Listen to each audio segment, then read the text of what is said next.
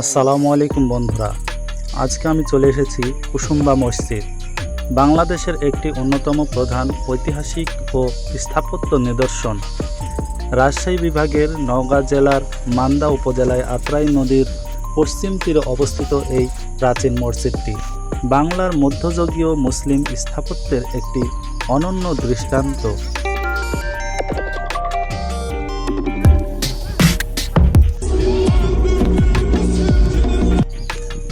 নওগাঁ জেলার ঐতিহ্যবাহী কুসুম্বা মসজিদ পোড়ামাটি ও পাথরের এক অপূর্ব কারুকাজ।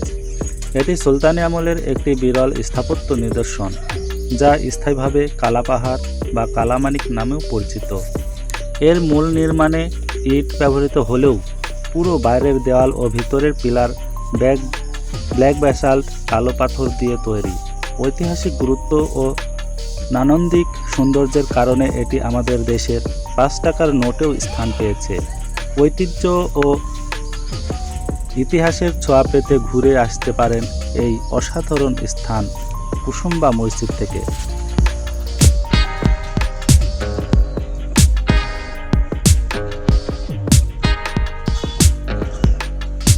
বাংলাদেশ নদীমাতৃক দেশ হওয়ার পাশাপাশি হাজার বছরের সমৃদ্ধ ইতিহাসের ধারণকারী। এ দেশের আনাচে কানাচে ছড়িয়ে ছিটে রয়েছে বহু প্রাচীন স্তম্ভ ও নিদর্শন। এর মধ্যে অন্যতম সেরা এক অনন্য নিদর্শন হল নওগাঁ জেলার মান্দা উপজেলায় অবস্থিত কুসুম্বা মসজিদ। আফগান শাসন আমলে নির্মিত এই মসজিদটি কেবল ধর্মীয় প্রার্থনালয় নয়, বরং তৎকালীন বাংলার চারুকলা, স্থাপত্য ও খোদাই শিল্পের চমৎকার দলিল।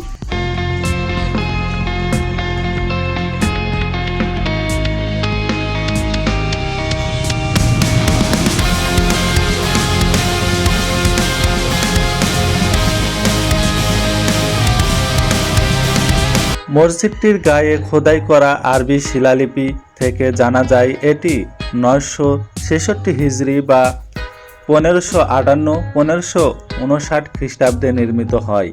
আফগান শাসন আমলে গিয়াসউদ্দিন বাহাদুর শাহের শাসন আমলে সুলাইমান নামে এক উচ্চপদস্থ কর্মকর্তা বা কারো কারো মতে ধনী ব্যবসায়ী মসজিদটি নির্মিত করেন।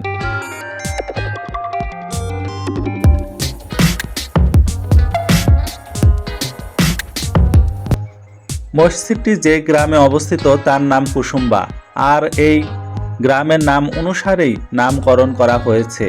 কুসুম্বা মসজিদের স্থাপত্য শৈলী সুলতানি আমলের বৈশিষ্ট্য বহন করে। মসজিদটি নির্মাণের ক্ষেত্রে ইটের পাশাপাশি প্রচুর পরিমাণে কালা ব্যাসাল্ট পাথর ব্যবহার করা হয়েছে। বাইরে থেকে দেখতে এটি কালচে দেখায় বলে অনেকে এটি কালাপাহাড় বলেও ডাকেন। মসজিদটিতে মোট 6টি গম্বুজ রয়েছে। ভেতরে 2টি, সারিতে 3টি করে মোট 6টি স্কয়ার বে রয়েছে। মসজিদটির দৈর্ঘ্য প্রায় 58 ফুট এবং প্রস্থ প্রায় 42 ফুট। কুসুম্বা মসজিদের ভেতরে মূল আকর্ষণ হলো এর মেহরাবগুলো। বিশেষ করে উত্তর পাশের মেহরাবটি অত্যন্ত আকর্ষণীয় ও উঁচু স্থানে নির্মিত, যেখানে ওঠার জন্য পাথরের সিঁড়ি রয়েছে। মেহরাবগুলোর উপরে পাথরের লতাপাতা, ফুল ও জ্যামিতিক নকশার অসাধারণ খোদাই কাজ রয়েছে, যা মধ্যযুগীয় কারুকাজের পরাকাষ্ঠা।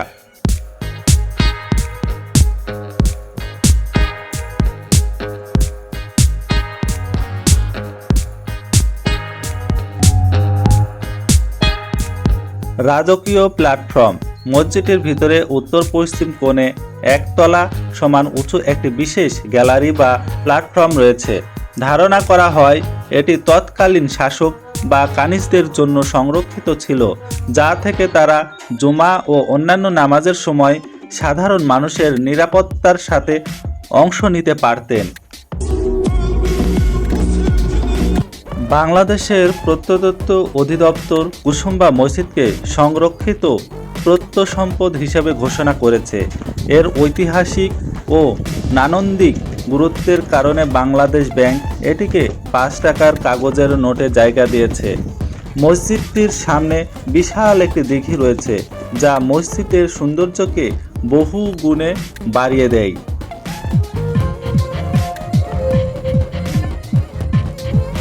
কুসুম্বা মসজিদ আমাদের অতীত, ঐতিহ্য ও সাংস্কৃতিক গাম্ভীর্যের এক উজ্জ্বল প্রমাণ।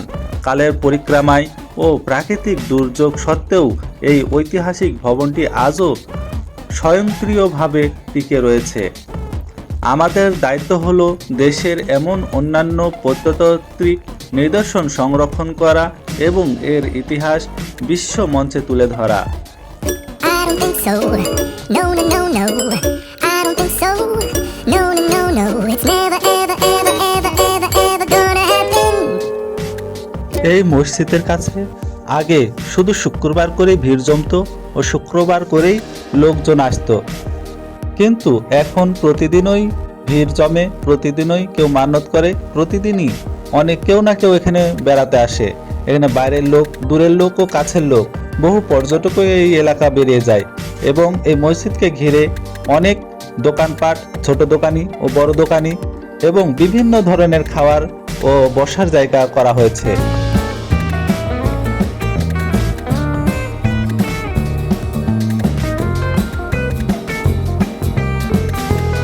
তো প্রিয় আমার বন্ধুরা, আপনারা হাতে সময় থাকলে একটু এই কুসুম্বা মসজিদটি বেরিয়ে যাবেন। আমি এই নিয়ে 3 থেকে 4 বার এসেছি, কিন্তু একটি দুঃখের বিষয়, আমি কোনোদিন শুক্রবারে আসতে পারিনি এই মসজিদটিতে।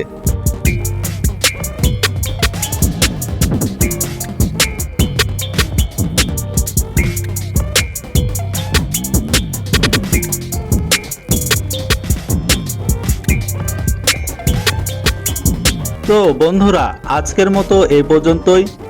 আমি আবার আগামী কোনো পর্ব নিয়ে আসব, নতুন ও পুরাতন কোনো স্তম্ভ বা কোনো নিদর্শন বা কোনো দেখার মতো জিনিস নিয়ে বা দেখার কোনো স্থান নিয়ে।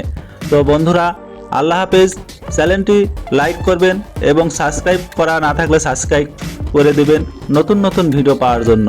আল্লাহ হাফেজ বন্ধুরা।